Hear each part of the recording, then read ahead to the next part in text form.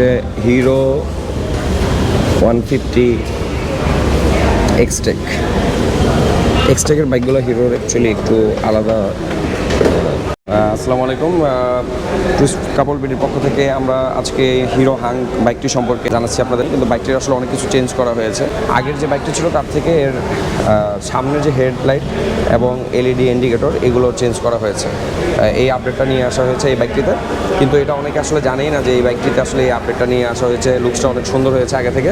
কারণ এই বাইকটিকে আসলে হিরো কেন ব্র্যান্ডিং করছে না সেটি আসলে মানে আমার অবজেকশন, যে আসলে এই বাইকটি যদি ব্র্যান্ডিং করে আশা করি হিরো হাঙ্কের ভালো একটি ফ্যান রয়েছে বাংলাদেশে, তারা এই বাইকটিকে আসলে পারচেস করবে 2,05,000 টাকায়।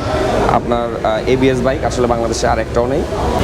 সিঙ্গেল চ্যানেল এবিএস দেওয়া রয়েছে। এই একটি কালার রয়েছে এখানে, রেড কালার দেখতেই পাচ্ছেন। এটা হচ্ছে ব্ল্যাকের মধ্যে নিয়ন কালারের স্টিকার করা।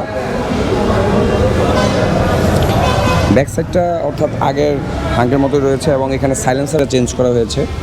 দেখতেই পাচ্ছেন যে নতুন একটা মাফলার ডিজাইন অ্যাড করা হয়েছে।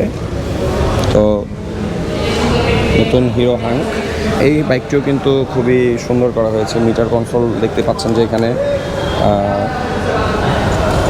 এই মিটারটা জ্বলতেছে না, ব্যাটারির লাইন কাট অফ করা রয়েছে, তাই আমি আপনাদেরকে মিটারটা দেখাতে পারছি না। তবে হিরো থ্রিলারের মিটারই সেম ডিজিটাল স্টোর মিটার।